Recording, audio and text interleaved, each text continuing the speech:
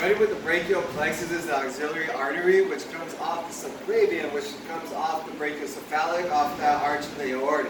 Okay, after the axillary, it turns into the brachial, which I'll cover later on in my carpal tunnel series. Okay, but this mnemonic right here is going to describe the axillary artery and the branches that come off of it. Okay, so 70s teens love sex and pot. It's going to be the supreme thoracic artery, the thoracoacromial, the lateral thoracic, the subscapular, the anterior and posterior circumflex humeral artery, right here by the humeral head. Okay, so the supreme thoracic right up here is feeding the intercostal spaces, the first and second ones. But right here, very important, it runs between the pec minor and major. Okay, I'll be talking about the shoulder area soon, but keeping that area open is very important. Okay, thoracoacromial, latissimus dorsi, the teres major, which is known as the mini lat, and that serratus anterior, the boxer's muscle. Okay, lateral thoracic is going to be the same as the thoracoacromial, but it will also supply blood to the subscapularis. The subscapular artery, subscapularis, pretty simple there. Okay, anterior circumflex humeral artery is going to supply the deltoid, the bicep, and the coracobrachialis. Okay.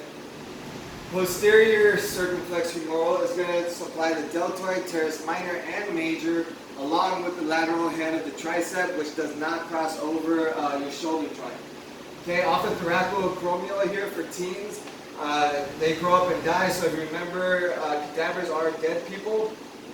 Okay, right here you got the clavicular, the acromial, the deltoid, and the pectoral arteries.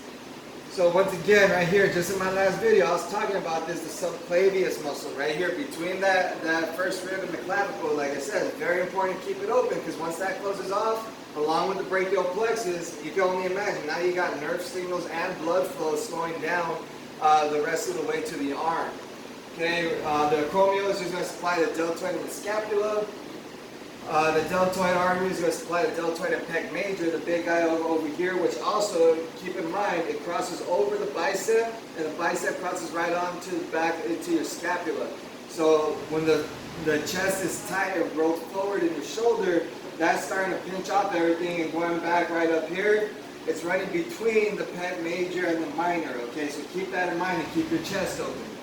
The pectoral artery is going to supply the pec major and minor, and for the women, it's going to go into the mammary glands. Okay, right here, subscapular artery, we're going to go down and we're going to have the scapular circumflex, which is going to supply my favorite muscle, the infraspinatus, that I like to work on, right? Posterior deltoid and the long head of the tricep, which that one crosses your shoulder joint and goes from the arm into the scapula. Keep that in mind. Okay, and right here, the thoracodorsal artery is going to supply your latissimus dorsi, that mini lat, and your serratus anterior.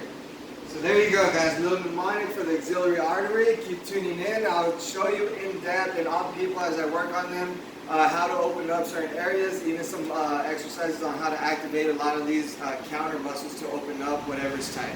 Thank you.